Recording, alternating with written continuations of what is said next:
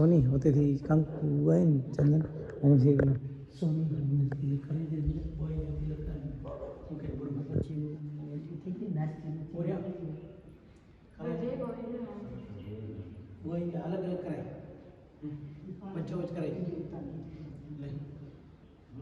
તો વ્રજવાણીની અંદર અત્યારે અહીંયા કને મંદિરમાં ઊભા છે અને સોનીબેન તિલક કરાવે છે અહીંયા કને અને હજી તિલક કરાવો બીજો એકવાર हाँ गुरुभाई ने पण तिलक करावो अहींया कने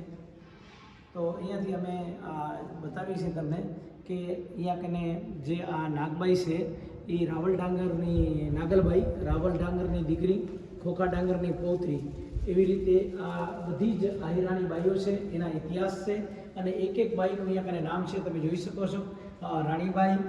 रूपाबाई अने सतीबाई पछी रूपाबाई देवीबाई राणीबाई देवीबाई हीरीबाई हरियाबाई लक्ष्मीबाई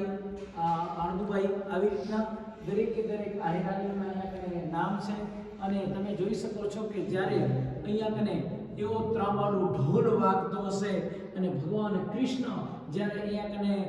પોતે એક ઢોલી બનીને જ્યારે અહીંયા આવ્યા હશે અને એ માહોલ કેવો રચાણો હશે અને ભગવાન કૃષ્ણના પ્રેમમાં એ ગોપીઓ અને કેવી મંત્રમુગ્ધ થઈ અને કનૈયાના કાનુડાના ગાન ગીત ગાતી હશે કે કાન તારી મુરલીએ મોહીને અને એવા અનેક ભગવાન કૃષ્ણના ગીતો એ ગાતી હશે ને રાત રમતો હશે જન્માષ્ટમીનો તહેવાર હતો જન્માષ્ટમીના તહેવારમાં સરસ મજાનો સવારનો સૂર્ય ઉગ્યો તો ભલે ઉગ્યા ભાણ ભાણ તમારા લઉં ભામણા જીવન મરણ રાખજે કાશ્યપ રાવત આવી રીતના સવારનો સૂર્યોદય થયો અને એમાંથી જન્માષ્ટમીના ભગવાન કૃષ્ણનો જન્મ કિમ તદ બ્રહ્મ કિમ અધ્યાત્મમ કિમ કર્મ પુરુષોત્તમ અધિભૂતમ ચ કિમ પ્રોક્તમ અધિદેવમ કિમ ઉચ્યતે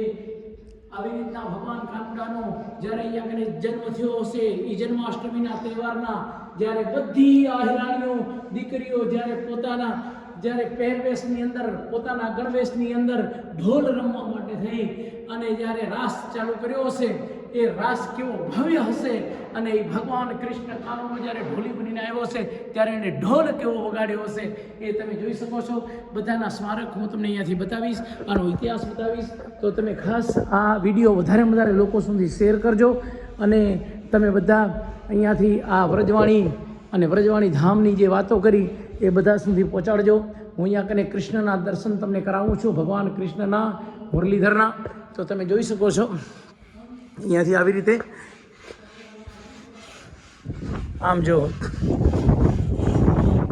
આ તમને હું બતાવું છું એના સ્મારક બધાય એકથી એક કઈ રીતે આખા રાઉન્ડમાં છે બાપા અહીંયા કને આ જે પારિયા છે એ બધા ગોલ છે ને રાઉન્ડમાં નહીં આ ગોલ છે ને બધા પારિયા હે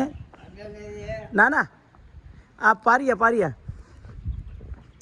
બાપા મારા ખ્યાલથી થોડુંક ઓછું સાંભળે છે પણ કાંઈ વાંધો નહીં આપણે આ જુઓ તમે દર્શક મિત્રો તમને બતાવું છું કે આ સ્મારક છે બધા પારિયા અને એ કેવી રીતના એક જે આહિરાણી હશે અહીંયા જ્યારે શહીદ થઈ હશે અને જ્યારે ભગવાન કૃષ્ણના ગીત ગાતા જ્યારે આવી રીતના આ બધા સ્મારકો છે અને એમાં ખાસ વાત એ છે કે અહીંયા કને અગર સમજી લ્યો કે આ પારિયા છે એની અંદર કોઈ પણ પારિયા પાસે તમે જો કાન દઈને અહીંયા કને સાંભળવાની ટ્રાય કરશો તો હજુ પણ અહીંયા કને થોડો ઢોલનો અવાજ સંભળાય છે એવું મહેસૂસ થાય છે એવું લોકો અહીંયા કને કહે છે તો આ તમને હું આખી વ્રજવાણી અને આ વ્રજવાણીની તમને ભૂમિ અને એના દર્શન કરાવી રહ્યો છું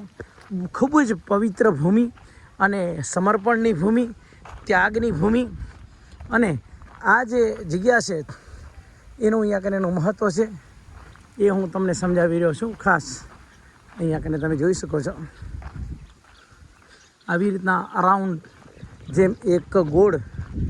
જેમ રમતી હોય ગોપીઓ એમ એવી રીતના રમતા જે શહીદ થઈ ગઈ એના પારિયા છે અહીંયા કને જે હું તમને બતાવું છું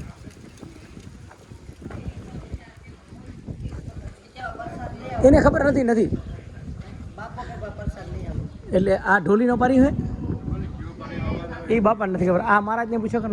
મહારાજ જય પરશુરામ. જય પરશુરામ. આ ઢોલીનો પારી હોય હે ને? હા હા બરાબર. હા જો આ બધા અહીંયા કને કાન રાખી અને ઢોલનો અવાજ સાંભળવાની કોશિશ કરી રહ્યા છે. અને બાપા એ સાચી વાત છે, અહીંયા કને એને કાન રાખે તો અવાજ થોડો થોડો આવે ઢોલ. હા એટલે જે એકદમ સોની આલા રાખતો મને આવે જો. આ ચાલ મારે ટ્રાય સમ પહેલા તમે અવાજ કરો એટલે હા ભરતો હોય ને ત્યારે બોલવાનો નહીં. એમ નહીં, એને રિસ્પેક્ટ ફૂલ હું આગળ જવું. હા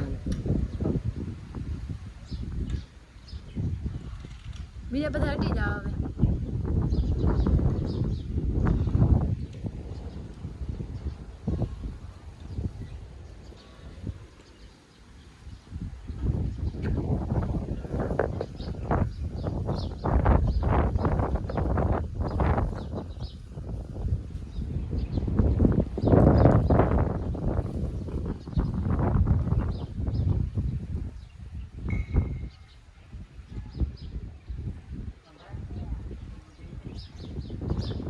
અહેસાસ થાય.